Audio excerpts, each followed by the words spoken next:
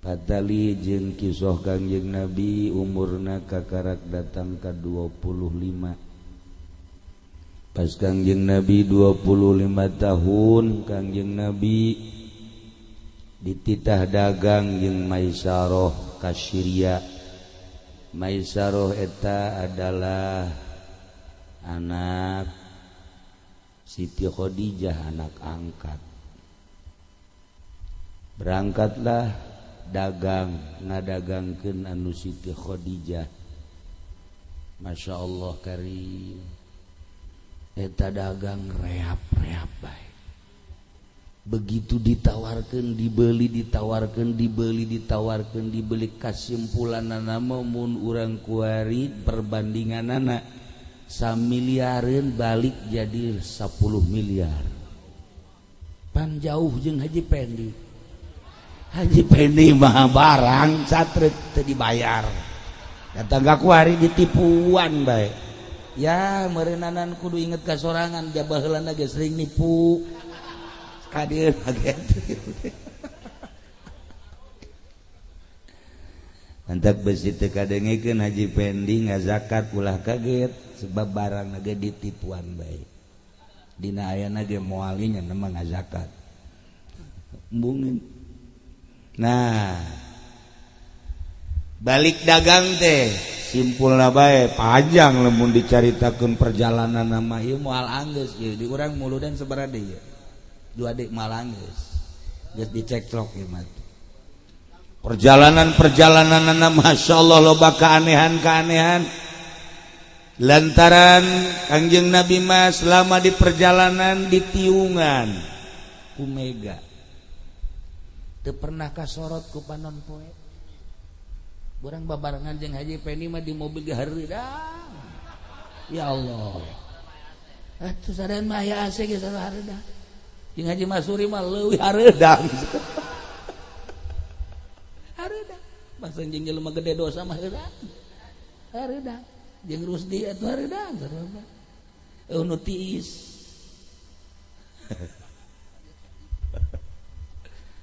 Atuh kasusna mah mun kukula dibejakeun macem-macem.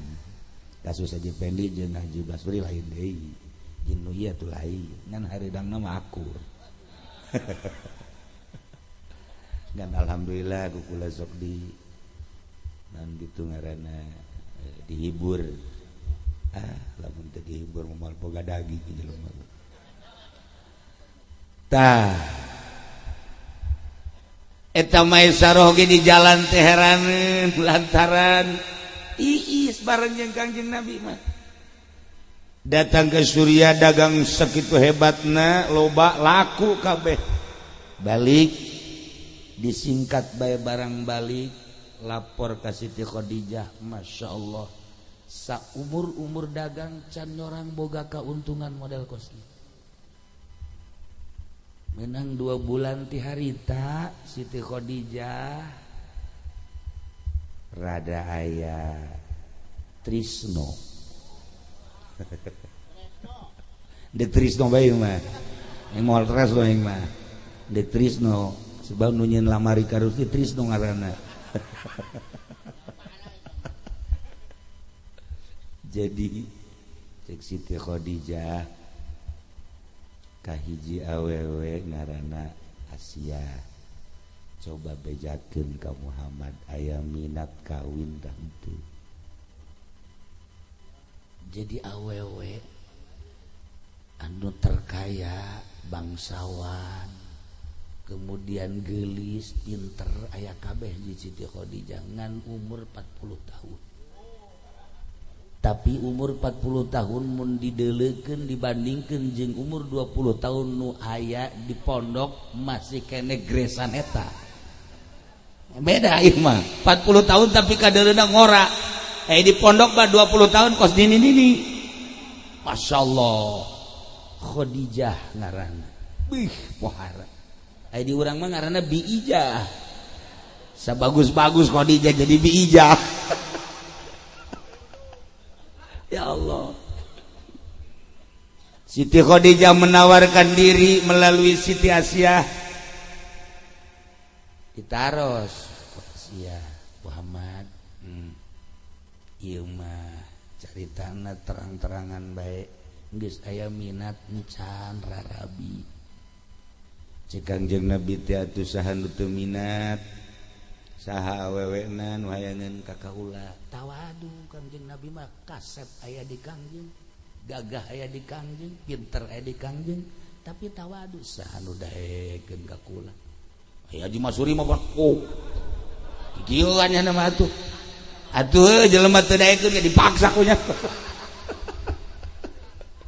eta wati nang maksa eta mau pamajikan teu daekeun teh tadi dipaksa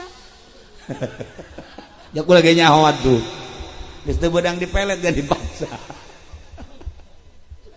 nah henteu ieu mah cik Siti Asia besideuk minat aya awewe nu nikah hayang cak Kangjeng Nabi ulah mah jelema susah jang naon atuh make naon pameulina hanya deui ke aya awewena saha ieu mah terus terang bae bos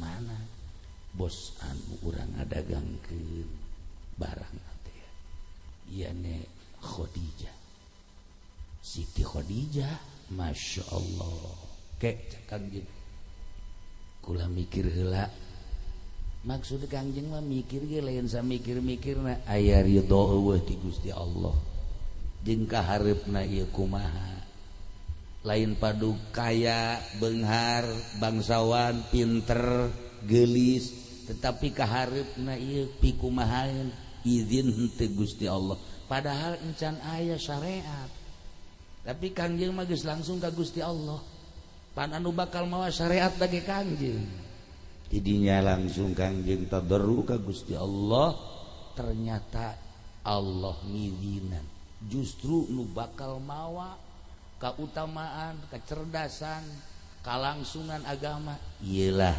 bakal nu ngebantu luar biasa dakwah teh Khadijah langsung Kangjeng Nabi mere respon cek Kangjeng Nabi atuh lamun manehanana daekeun maka simkuring atuh simkuring mah insyaallah ngan saki ayam bedakeun ka Siti Khadijah cek Siti Khadijah lamun daek mas kawinan dek dikiriman ti kula ka ditu beuh mun aya awewe kitu Haji Masuri ge daek atuh dikiriman mah awewe nu nawarkeun diri ajujang ngemas kawinan segala rupa biaya-biaya dibikeun dikirim ti awewe ji atuh Haji Masuri ge rus didaekeun ngan saha awewe na dohaekeun ka nyana moal daekeun boro-boro ti awewe ka nyana nyana ge ka awewe geus armungeun dibalik ha kumaha Haji Pendi aduh ya Allah lamun nyahueun jero da masyaallah lanap tah sakasimpulanna mah langsung Kangjeng Nabi bebeja ka Abi Thalib nu jadi paman nu ngurusan Kangjeng Abi Thalib langsung ngadatangan keluarga Siti Khadijah kasimpulanna disingkat bae lamar melamar terjadi akhirnya terjadilah pertikahan Kangjeng umur 25 tahun Siti Khadijah umur 40 tahun tapi lamun ngaredeng Siti Khadijah jeung umur 20 tahun masih keneh ngoraan Siti Khadijah iyalah keistimewaan Siti Khadijah kawin bahasa kawina khutbahna luar biasa panjang ngan teu kudu dibacakeun khutbahna pohara jasa istimewa bahasa urang mah kula muji ka Gusti Allah anu ngajadikeun keturunan Muhammad ti turunan Ibrahim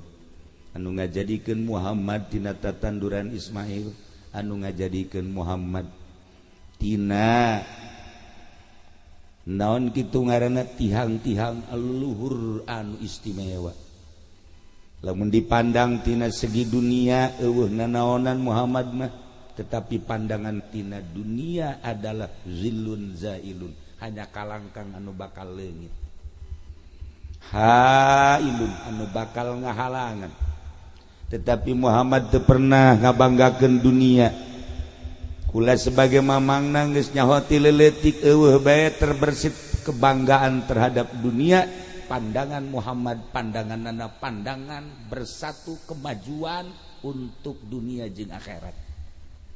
Iyalah saat ieu Muhammad ngalamar ka hiji wanita anu kaya raya, anu pinter bangsawan, tur gelisna tenar di mana-mana. Kula nyaho cek Abi Thalib nu ngalamar lain hiji dua setelah wafat suamina, tetapi Khadijah teu pernah narima.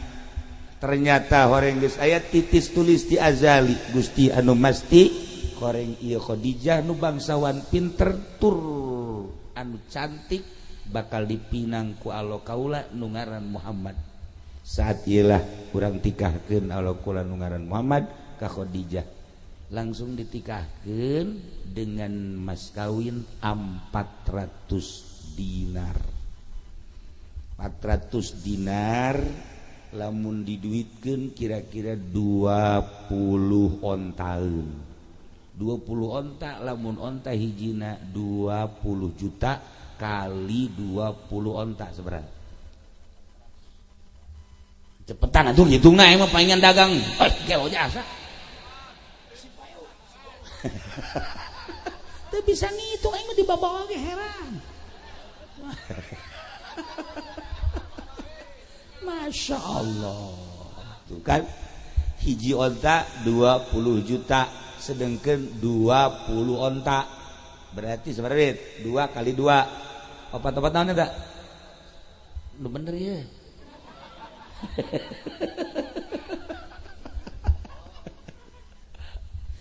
Di samping eta nu sejen-sejen ada dikiriman ti Siti Khadijah ka Kangjeng Nabi. Masya Allah karim. Tetapi Kangjeng Nabi ge henteu cicing nu ngaran pamana Abu Thalib nyadiakeun jang walimahanana onta kemudian bubuahan dan lain sebagainya. Alhasil saling ngarayakeunana dina walimah. Terjadilah perkawinan. Masya Allah karim. Umur 25 tahun hasil anak Kangjeng Nabi perkawinan ti Siti Khadijah ialah nomor kahiji nu ngaran Qasim. Manta Kangjeng Nabi kuliahna Abul Qasim. Maot keur leutik kami. Nomor kedua Abdullah dengan julukan Thayyib. Maka Kangjeng Nabi sok disebut Thayyib. Thayyib teh bagus atawa senyit. Maot leutik kami. Nomor katiluna Siti Ruqayyah, nomor kaopatna Siti Zainab, nomor kalima Ummu Kulsum, nomor kagenepna Siti Fatimah. Etalah putri putra putri Kangjeng Nabi. Terus Kangjeng Nabi ngalaksanakeun rumah tangga. Datang ka umur 30 tahun lahirlah Sayyidina Ali. Jadi Sayyidina Ali mah Kangjeng geus umur 30 tahun karak lahir. Kangjeng Nabi umur 2 tahun lahir Abu Bakar, Kangjeng Nabi umur 13 tahun lahir Sayyidina Umar, Kangjeng Nabi umur 30 tahun lahirlah Sayyidina Ali. Gancang caritana, datanglah Kangjeng Nabi ka umur 38 tahun, dicektok-cektok bae mah tamat. Babi 2 kali deui kan berarti urang. Datang ka umur 38 tahun, Kangjeng Nabi geus mulai irhas, dibere irhas. Irhas eta pendahuluan wahyu. Ditinggalian Kangjeng Nabi kadang-kadang model. Ieu disingkapkeun ku Gusti Allah plak. Di luar ieu di balik ieu aya nu katingali model.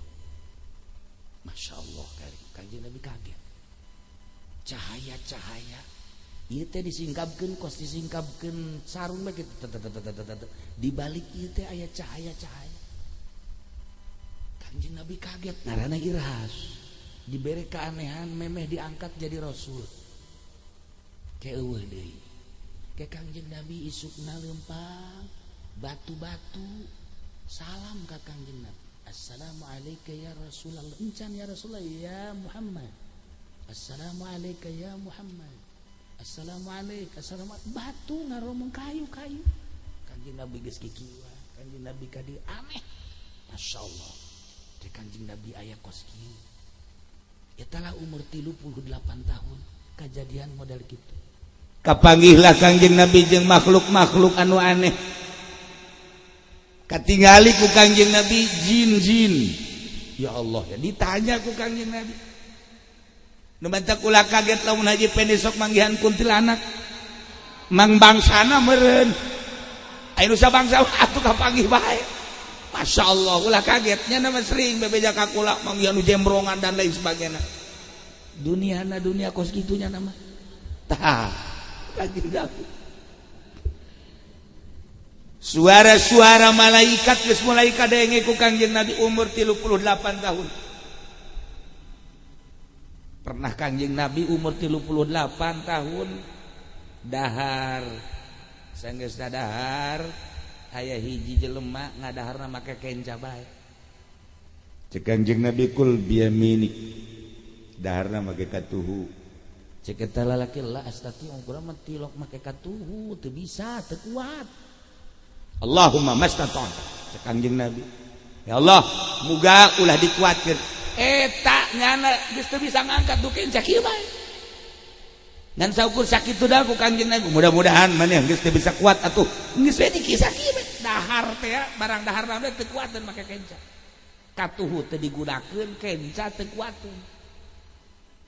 Kaget itu mah sapoe, 2 poe, 3 poe. Aya kesulitan, keluarga anak kabeh demo ka Kangjeng Nabi. Ya gara-gara naon ieu?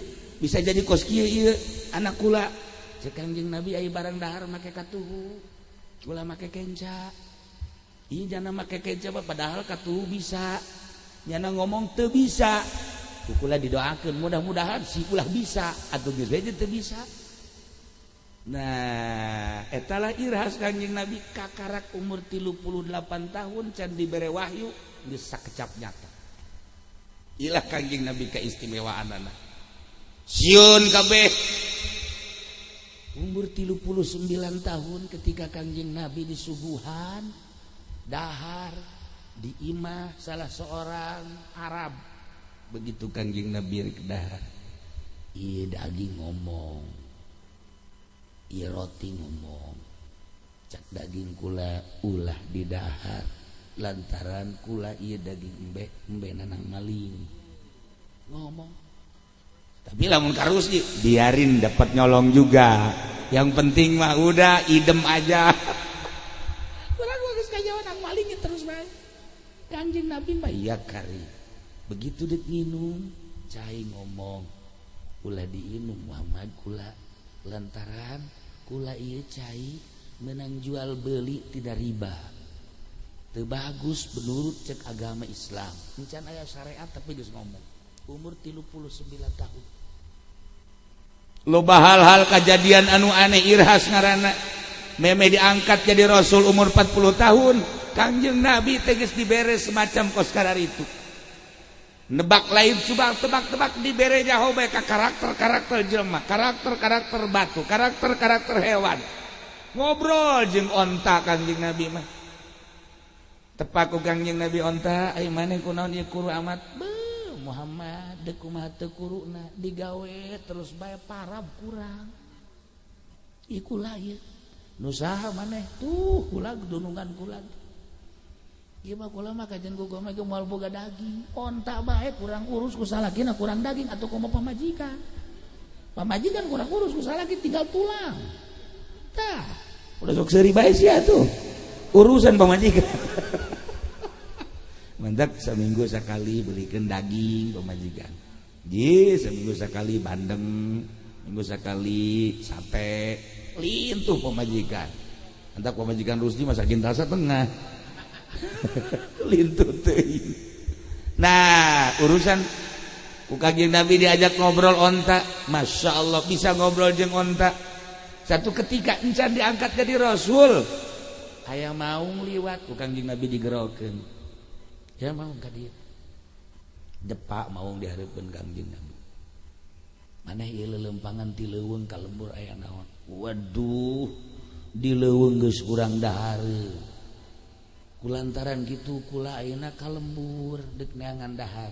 Cek Kangjeng Nabi mau kudu di tempat masing-masing maneh di leuweung ulah sok lembur urang lembur ge ulah sok leuweung satempatna geus diatur ku Kangjeng Nabi jeung naung Kangjeng Nabi ngobrol jeung ontak Kangjeng Nabi ngobrol batu uluk salam ka Kangjeng Nabi tangkal kayu kitu keneh dedeuleuan sing gerenyai di balik dunia nu ieu dedeuleuan Kangjeng Nabi jeung malaikat suara malaikat geus kadenge umur 39 tahun Kangjeng Nabi geus teu dibere resep sama sakali ngariung-riung jeung makhluk mulailah Kangjeng Nabi ka Jabal Nur tidinyalah Kangjeng Nabi nyepi ibadah ka Gusti Allah sorangan terus we bolak-balik ke saminggu di luhur gunung ke turun ke 20 poe di luhur gunung ke turun pamajikanana Surti nu ngaran Siti Khadijah boga salaki teh lain deui seakan-akan aya nu mamawa salaki teh mengenal dunia-dunia di luar perkenalan nu kakanyahoan ku kaula cak Siti Khadijah biasana nu kos kieu mah diangkat jadi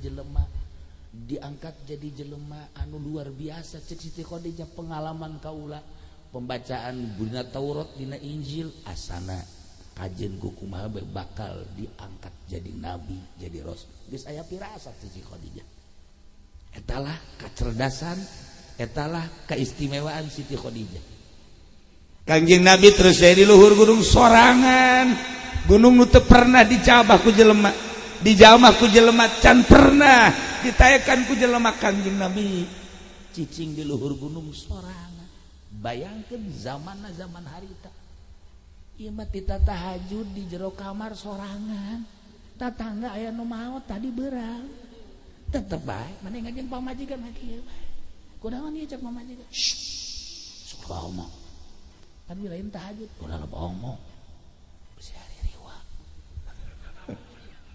dek Allah sieun kari riwa masyaallah tailah Kangjeng Nabi umur 40 tahun Kangjeng Nabi langsung didatangan ku malaikat Jibril alaihi salam di gunung sorangan cek malaikat Jibril iqra ya Muhammad ma ana biqari baca Muhammad kula mah teu bisa maca iqra ya Muhammad baca ma ana biqari iqra baca ma ana biqari tangkep ku malaikat Jibril langsung dibacakan iqra bismi rabbikal ladzi khalaq khalaqal insana min 'alaq iqra wa rabbukal akramul ladzi 'allama bil qalam 'allamal insana ma lam ya'lam ku Kangjeng Nabi dibaca malaikat Jibril langsung naik ke rusa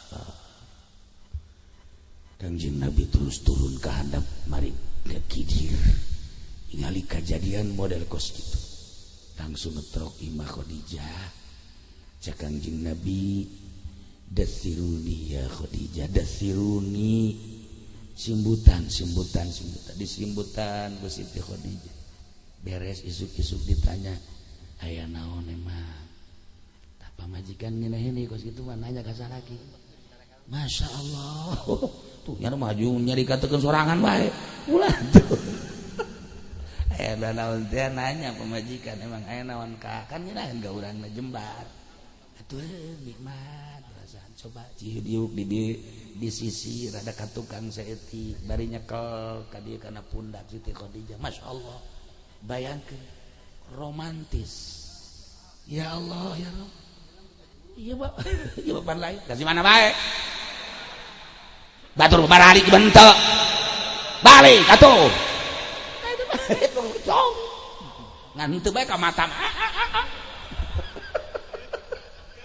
sia tapi lain urang Cilawu urang pondok Cilawu kok moal sopan kabeh ge ari make kokoprak heuh Cilawu itu Siti Khadijah calik belah dieu kemudian ieuna ka pundak Kangjeng bari naros aya naon kakak kajadian naon dicaritakeun sakumaha tadi ucapan-ucapan malaikat Jibril alaihissalam oh tama lain sambarangan yuk urang boga tanyaeun ka ditu di benak hati Khadijah beuh ieu lain sambarangan kos kieu adalah nu pernah terjadi para rasul-rasul nu baraheula. Bangga Siti Khadijah. Masya Allah karim. Nah, kesimpulan nama Kangjeng Nabi diangkat jadi rasul umur 40 tahun. Datang wahyu malaikat Jibril, maka nu pangheulana iman adalah pamajikanana ka Kangjeng Nabi. Asyhadu an la ilaha illallah wa asyhadu annaka Muhammadan Rasulullah. Bejakeun ka Abu Bakar Siddiq. Sidina Abu Bakar Siddiq pangheulana iman, asyhadu an la ilaha illallah wa asyhadu annaka Muhammadan Rasulullah. Bejakeun ka Sidina Ali Anak muda lamun Kangjeng Nabi umur 30 tahun kakarak lahir Sidina Ali diangkat jadi rasul umur 40 tahun. Berarti umur Sidina Ali waktu Kangjeng Nabi diangkat jadi rasul seberapa tahun? 10 tahun. Geus langsung Sidina Ali menyatakan asyhadu an la ilaha illallah wa asyhadu annaka Muhammadan Rasulullah. Etalah jelema-jelema anu imana tanpa aya pertimbangan nanaon. Mentak ketika Siti Aisyah garwa Kangjeng Nabi anu setelah Siti Khadijah maot, Kangjeng Nabi nikah ke Siti Saudah dan lain-lain sebagainya, di antaranya Siti Aisyah kanu bakal diceritakeun tahun-tahunna. Tak iya Siti Aisyah teh kan bingung, unggal-unggal ngomongna Khadijah, baca Siti Aisyah. Kudung Khadijah, ye Aisyah ye. Awewe mah pantos gitu awewe mah. Khadijah deh sebenarnya ini. Kangjeng Nabi marah. Kula sok nyebutkeun nini ka Khadijah. Kula berjuang hartana dibeakeun kabeh, kajen dibeakeun kabeh ge rela. Wanita nu pertama asup Islam saat batur teu nyahoeun ka agama, Khadijah nu pangheulana iman ka kaula. Kula dakwah, setiap dakwah kudu memerlukan biaya, hartana dipersilahkeun. Wanita anu mempersilahkeun harta untuk dakwah Khadijah. Ketika manusia-manusia mencekam di Mekah, kakaula terus endek haru biru, tetapi Siti Khadijah anu nang tangan ka bangsawan-bangsawan Mekah, wanita pertama anu nang tangan ka jelema-jelema anu aya di Mekah, Khadijah. Kemudian Siti Khadijah mah hiji-hijina wanita anu memberikan turunan ka kaula. Eueuh deui ti wanita nu lain memberikan turunan termasuk ti anjeun. Iyalah wanita anu memberikan keturunan adalah Khadijah. Oh, Kangjeng Nabi terus caritakeun keistimewaan Siti Khadijah. Kakaran Siti Aisyah hampura tuan. Kula lain naon cenah itu mah atuh itu bae Khadijah deui. Kos kitu cemburu. Batak awewe mah cemburuan. Sakitu ge geus maot Siti Khadijah komomun encan bawa cenah. Moal tama nyontoan doang. Moal Siti Aisyah mah lantaran Siti Aisyah mah cerdas. Hadis-hadis di Bukhari diriwayatkeun ku Siti Aisyah. Di Muslim nu diriwayatkeun ku Siti Aisyah. Cik Siti Aisyah kula mah sabarna teu aya nafsu eta mangan sakadar memperlihatkan bahwa kula adalah seorang wanita anu sangat mencintai Kangjeng. Lamun teu terlihat kecemburuan berarti kula ieu teu boga giro, cek Siti Aisyah. Padahal mah eueuh kula mah itu deui geus maot nyarita sorangan nyana. Mada ku Kangjeng Nabi dipeluk deui Siti Aisyah. Waduh, luar biasa romantis Kangjeng Nabi mah. Bayangkeun karomantisanana Siti Aisyah lebaran, kemudian hiburan di masjid belah dinya aya nu keur nyanyi-nyanyi orang Habsyah. Siti Aisyah dihareup kieu di jandela, Kangjeng Nabi di tukang kan kieu bae ka dieu ka pundak Siti Aisyah neuleukeun nu keur nyanyi-nyanyi nyanyikeun perang. Bayangkeun di jandela Siti Aisyah ka ditu, Kangjeng Nabi di tukang. Ya Allah ya Rabb. Tuh saenggeusna ditingali kumaha Aisyah? Bagus. Kangjeng Nabi mundur, Kangjeng Nabi ka jandela, Siti Aisyah di tukang. Lah ieu ka dieu. Haji Pendi geus incuan ge can nyorang kikituan. Encan nyorang nya nama. Masya Allah, deket ge Ieu Kangjeng Nabi romantis. Masya Allah karim. Nu tadi Kangjeng Nabi di tukang, kuari Siti Aisyah nanggagalendot di tukang. Bisa dibayangkan kurang romantis nak Kangjeng Nabi. Iyalah nu kurang kudu dituturkeun geus balik ti dieu nu boga pamajikan nurutan Kangjeng. Urang ge cek pamajikan naonan geus boga duit bae. Nah sia haji bae hareudang hajuna mah urang endek jadi henteu pan. ampere jadi turun ulah ngomong gitu atuh.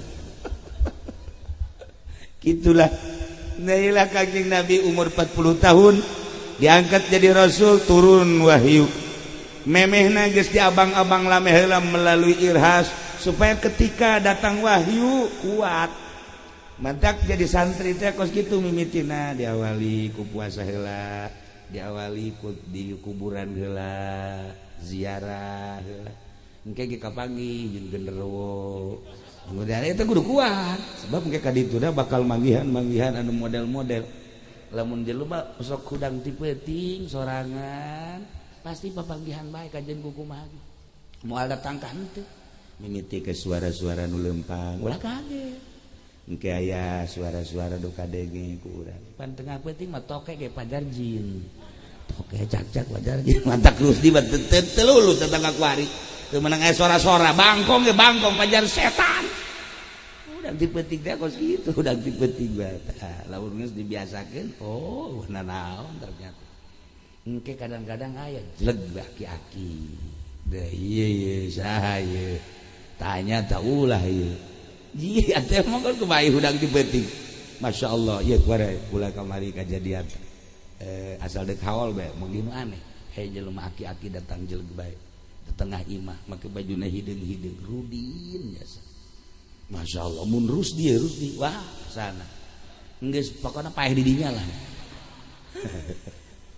tah eta geus modal-modal kos gitu kan hese satu ketika ya jelema nu aneh keur ngobrol di tengah imah eta Rusdi nu biasa osok ka imah ge teu daek di luar bae nyana di luar sakulah teh suara Rusdi tah asal aya nu model bae tilok ka jero ka hijab cenah mah nah lamun aya Haji Pendi nyambung atuh nu gede hutang jeung nu gede hutang ka hijab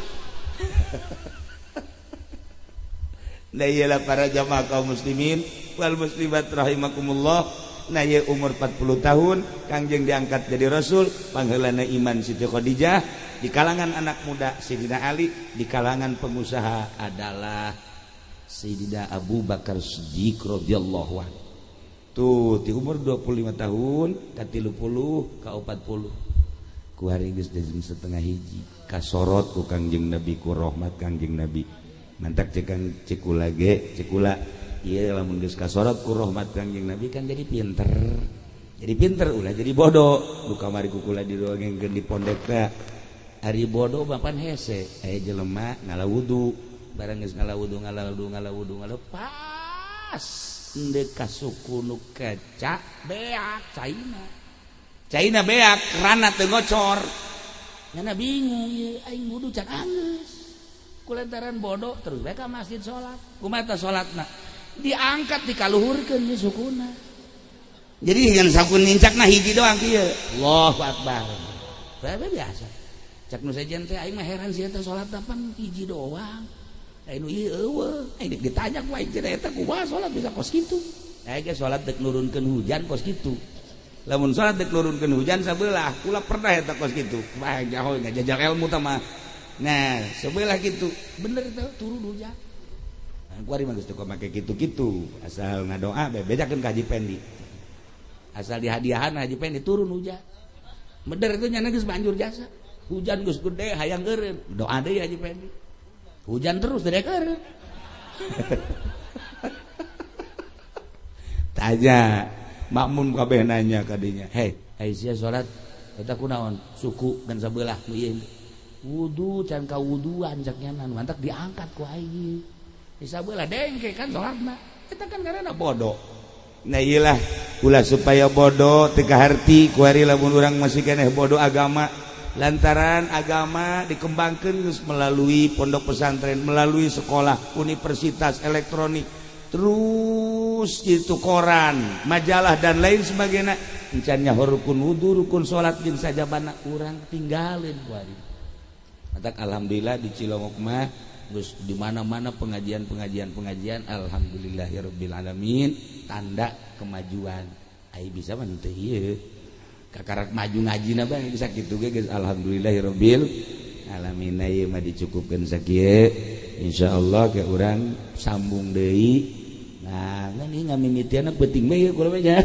itu ka hiji tuh nah ieu engke urang di mana mudah ieu di Bajang Sakila kira ngatit umur 40 tahun kaditu kayak nyaritakeun kisah tentang anak-anak Kangjeng Nabi putri Kangjeng jeung berangkat ka Kangjeng Nabi berjuang umur 40 tahun selama 10 tahun di Mekah bakal naon bae kajadianana kakara ke umur 50 tahun hijrah ke Madinah terakhir dipungkas engke setelah hijrah di Mekah Kangjeng Nabi 10 tahun rumah tangga jeung Siti Khadijah Kangjeng Nabi di Mekah ngabogaan anak sakumaha tadi ke kisah-kisah putri-putri Kangjeng Nabi salila di Mekah jeung naon bae nu terjadi selama 10 tahun Kangjeng Nabi di Mekah insyaallah ke urang lanjut Allahumma shalli wa sallim ala sayyidina Muhammadin fil awwalin wal akhirin barik wa sallim wa radhiyallahu ta'ala an sadatina ashabi sayyidina Rasulillah ajma'in